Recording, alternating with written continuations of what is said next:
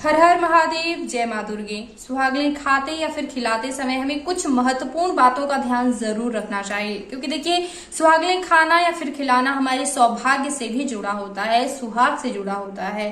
क्योंकि देखिए सुहागने खिलाने का जो इतिहास मिलता है वो रामचरितमानस से। सीता जी का जब विवाह हुआ था तो दशरथ जी ने सुहागनों को न्योता दिया था, ऐसा वर्णन मिलता है। तो नव विवाहिता को जब सुहागने खिलाई जाती हैं या फिर उनके माध्यम से, तो नव विवाहिता को जो है सभी सुहागन महिलाएं आशीर्वाद देती हैं सौभाग्य में वृद्धि के लिए, सुहाग की आयु लंबी हो इसलिए। इसी मन्नत की पूर्ति होने पर सुहागने खाते या फिर खिलाते हैं। तो जो महिला सुहागने खिला रही हैं और जो खा रही हैं उन सभी महिलाओं के सौभाग्य में वृद्धि होती है, सुहाग की आयु लंबी होती है। देखिए सुहागने खिलाना मतलब होता है कि सुहागनों की पूजा करना। सुहागनों की पूजा करने के बाद जैसे हम कन्या पूजन करते हैं, ठीक वैसे ही है सुहागनों की पूजा से भी। सुहागने भी जो है लक्ष्मी का स्वरूप मानी जाती हैं। जो हम अवसान बीबी की पूजा करते हैं वो माता लक्ष्मी का स्वरूप मानी जाती हैं। उनके जो है आशीर्वाद से हमारे सुहाग की आयु लंबी होती है। आप सभी देखते हैं कि जब हम सुहागने खा लेते हैं तो सुहाग के रूप में जो है सिंदूर ग्रहण करते हैं, माता का आशीर्वाद लेते हैं। तो जो महिलाएं खाती हैं उनको भी लाभ मिलता है, और जो महिला सुहागने खिला रही है, सुहागनों की पूजा कर रही है, उसके भी सौभाग्य में कई गुना वृद्धि होती है, क्योंकि उसे तो सभी सुहागनों का आशीर्वाद मिल रहा होता है। चलिए जानते हैं सुहागने खाते समय हमें कौन से नियमों को ध्यान में रखना चाहिए ताकि कभी भी हमारे सौभाग्य में कमी ना आए। तो देखिए जब भी सुहागने निमंत्रित की जाती हैं, सुहागनों को न्योता दिया जाता है, तो ये बात आपको ध्यान में रखनी चाहिए कि गर्भवती महिला को सुहागनों में शामिल नहीं किया जाता है। तो जो भी महिला गर्भवती हो आप उन्हें निमंत्रित ना करें। इसी तरह से कोई भी महिला मासिक धर्म से नहीं होनी चाहिए, इसीलिए पहले से निमंत्रण दे दिया जाता है कि जानकारी ले ली जाए कि कौन सी महिला स्वच्छ है, स्वस्थ है। जब स्वच्छ होती हैं तभी महिलाएं जो है सुहागनों में शामिल होती हैं। कोशिश करें सभी महिलाएं जब भी सुहागने खाने जाएं तो भूखे पेट जाएं, खाली पेट सुहागने आप खाएं, क्योंकि इससे सामने वाले को तो लाभ होने ही वाला है जो कि सुहागने खिला रही है, बल्कि स्वयं को भी लाभ मिलता है। क्योंकि जो वहाँ अवसान बीबी माता की पूजा होती है उनका आशीर्वाद आपको भी प्राप्त होता है। जैसे कि हम मंदिरों में जाते हैं, खाली पेट जाते हैं, ज्यादातर कोशिश करते हैं कि भूखे पेट भगवान की पूजा करें। तो कोशिश यही रहना चाहिए कि पानी वगैरह आप ले सकती हैं, चाय वगैरह, बाकी आप भोजन अन्न ग्रहण ना करें। वहां पे अगर मिलता है तो अच्छी बात है, वरना घर आकर सुहागने खाने के बाद जो है आपको भोजन करना चाहिए। लेकिन कई बार हम तीर्थ स्थानों में जो है सुहागने खिलाते हैं, तो ऐसी स्थिति में जरूरी नहीं है, मतलब कि कई बार वहां पर सुहागने नहीं मिल रही है जो भोजन ना किए हों, तो जो सुहागने मिल रही है आप उन्हीं को खिला सकते हैं। ऐसा कोई वो नहीं है कि मतलब आप सुहागने नहीं मिल रही है तो जिन्होंने भोजन किया आप उन्हें ना खिलाएं। सुहागनों से मतलब होता है, लेकिन कोशिश करना चाहिए कि खाली पेट रहें।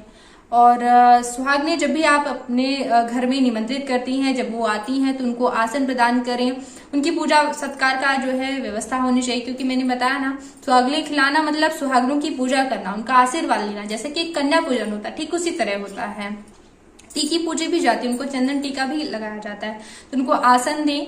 एक बात का सभी सुहागिनों को ध्यान रखना चाहिए, जब वो आसन पे बैठ जाती हैं, जिस आसन पर बैठकर वो महावर लगा रही हैं, आलता लगा रही हैं, तो आलता लगाने के बाद उनको अपने स्थान से उठना नहीं चाहिए।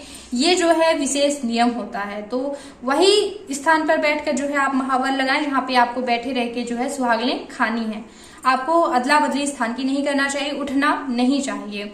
जिन महिलाओं को उठने का काम है वो बाद में लगाती हैं, इसीलिए महावर कि अभी उनको उठने का काम है तो फिर वो बाद में लगाएं, अंत में लगाएं, और फिर सीधे जो है सुहागने खाने के लिए पूजा विधियां शुरू की जाती हैं तो उसमें शामिल हों। जब भी महिलाएं सुहागने खाने जा रही हैं वो बढ़िया से सिद्ध होकर, स्वच्छ होकर स्नान करें और फिर श्रृंगार करें। जो भी सौभाग्य श्रृंगार होते हैं, सौभाग्य श्रृंगार जरूर धारण करने चाहिए और फिर सुहागने खाने जाना चाहिए।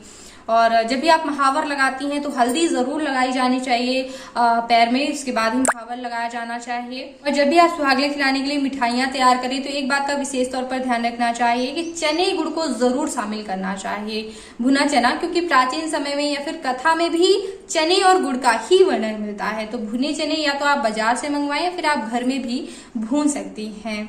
जैसे कि 350 ग्राम जो है मिठाइयाँ खिलाई जाती हैं, तो बाकी आप मिठाइयाँ रख सकते हैं, लेकिन थोड़ा बहुत भुने चने भी जरूर रखना चाहिए। और खाते समय कभी भी जूठन नीचे नहीं गिराना चाहिए, क्योंकि देखिए ये विशेष नियम होता है कि सुहागने खाने के बाद जो है वहीं पे बाल्टी लाई जाती है हाथ धोने के लिए, यानी कि जूठन भी बाहर नहीं धोया जाता है, तो वहां पे गिराना उचित नहीं होता। तो इस तरह से संभाल कर खाएं, जो आपने लिया हुआ है वो आपके सौभाग्य में वृद्धि के लिए इसी तरह से आपको संभाल करके खाना चाहिए। एक और बात का ध्यान रखना चाहिए कि जब भी हम ओली देते हैं, जो भी हम मिठाइयाँ लेते हैं तो आंचल से ही मिठाइयाँ लेनी चाहिए और आंचल से ही मिठाइयाँ देनी चाहिए। होता क्या है कि जो महिला ओली लेती हैं, यानी कि नवविवाहिता अगर सुहागलें खिला रही हैं या फिर जो भी पूजा कर रही है, पूजा में बैठ रही है, मुख्य महिला जो खिला रही है सुहागलें, वो सभी को मिठाइयाँ बांटती हैं, तो वो अपनी आंचल से ही सभी को मिठाइयाँ बांटेंगी। और फिर क्या होता है कि सभी सुहागलें अपने अपने हिस्से से थोड़ा थोड़ा निकाल करके और नवविवाहिता को या फिर जो मुख्य महिला पूजा करती हैं, जो खिलाती हैं, उनको थोड़ा थोड़ा सा निकाल करके सभी अपने हिस्से से देती हैं। तो जब वो अपने हिस्से से दे रही होती हैं तो उनको आंचल से ही देना चाहिए। इस बात का आप विशेष तौर पर ध्यान रखेंगे। और मिठाइयाँ लेने के बाद जैसे कि कथा पढ़ने के लिए जो है 7 चने छीले जाते हैं, तो चने छीलते समय आप इस बात का विशेष तौर पर ध्यान रखेंगी, जो आप 7 चने छीलेंगी वो साबुत के साबुत रहने चाहिए, यानी कि वो टूटने नहीं चाहिए बीच से, क्योंकि भुने चने रहते तो टूट जाते हैं। तो साबुत चना चाहिए और उसकी नोक भी नहीं टूटनी चाहिए। चने आपको ऐसे छीलने हैं कि उसकी नोक नहीं टूटे, चना जो है टूटे बिल्कुल नहीं। साबुत चने जो है आप साथ लें, कथा सुनिए, इसके बाद जो है माता को अर्पित करें और फिर जो है सुहागनें खाई जाती हैं। सुहागनें खाते समय कोशिश करना चाहिए कि बातचीत कम हो। वैसे जब भी संकट की सुहागनें खिलाई जाती हैं, किसी संकट के दूर हो जाने पे जब सुहागनें खिलाई जाती हैं तो शांत रहा जाता है, मौन जो है सुहागनें खाई जाती हैं, खिलाई जाती हैं। इस बात का आप ध्यान रखेंगे। वैसे खुशी की सुहागनें हम बोल सकते हैं, लेकिन इतना ज्यादा मतलब बहुत ज्यादा बातचीत नहीं करनी चाहिए। भी आप मिठाइयाँ खा रही हैं, कोशिश करना चाहिए कि आप पूरी मिठाई जो है वहां पर खा लें। और अगर आप मिठाइयाँ नहीं खा पा रही हैं तो आपको जो है कन्या को तो बिल्कुल भी नहीं देना, अपनी बेटियों को बिल्कुल नहीं देना है, क्योंकि ये सुहागनें हैं, यानी कि जैसा नाम से ही स्पष्ट है कि सुहागन महिलाओं को ही ये खाना होता है। तो आप कन्या को बिल्कुल नहीं दें। अगर कन्या को देते हैं तो ऐसी लोक मान्यता है कि दोबारा सुहागनें करनी पड़ती हैं। तो कन्या की भलाई के लिए या फिर अपनी ही भलाई के लिए, जो भी समझिए, क्योंकि सुहागनों को ही खाना होता है, तो कन्या को आपको बिल्कुल नहीं देना चाहिए। हाँ, अगर बचता है तो आप अपने बेटों को या फिर अपने पति को खिला सकते हैं। वैसे सर्वप्रथम अपने पति को, क्योंकि अर्धांगिनी कहलाती हैं हम, तो पति खा सकते हैं, बेटों को भी देते हैं लोग। बाकी वैसे मैं तो कहूंगी कि वहीं पे पूरा खा लेना चाहिए, क्योंकि वो आपका प्रसाद है, आपकी पूजा वहां पे की गई है, तो पूर्ण फलों की प्राप्ति के लिए वहां पर खा लेना चाहिए। नहीं खा पा रहे हैं तब की बात है कि अगर कोई खाने वाला भी नहीं है घर में, नहीं लोग मिठाइयां पसंद करते हैं, तो आपको सूर्यास्त से पहले ही, यानी कि सूरज डूबने से पहले ही आपको या तो नदी में बहा देना है या फिर उसको गाय को खिला देना होता है। तो आप इस बात का ध्यान रखेंगे कि उसी दिन जो है सूर्यास्त से पहले आप या तो नदी में बहा दें या फिर गाय को खिला दें। जब भी सुहागनें खिलाई जाती हैं तो उनमें पान का बड़ा महत्व होता है। पान पूजा में भी प्रयोग में लाए जाते हैं, माता को भी अर्पित किए जाते हैं और सभी सुहागनों को भी जो है पान खिलाया जाता है प्रसाद स्वरूप। सबसे पहले माता को चढ़ा दिया जाता है, फिर सभी सुहागन महिलाएं जो है पान खाती हैं। तो पान खाने के लिए एक बात का ध्यान रखिएगा कि पान खाने के बाद जो है थूका नहीं जाता है। कई लोगों को पान पसंद नहीं होता है तो वो थूक देते हैं, पान खाकर थूका नहीं जाता है, उसको निगल लिया जाता है। तो इस बात का आप ध्यान रखेंगे। और पान खाना जरूर चाहिए, क्योंकि पान जो है 16 श्रृंगार में शामिल होता है, आपके सौभाग्य में वृद्धि करता है। एक श्रृंगार ही समझिए, पान खाना जरूर चाहिए, जो भी सुहागनों में मिलता है। और सुहागनें खाने के बाद जो है माता का आशीर्वाद जरूर लें, गौरी माता का, औसान बीबी माता का आशीर्वाद जरूर लें।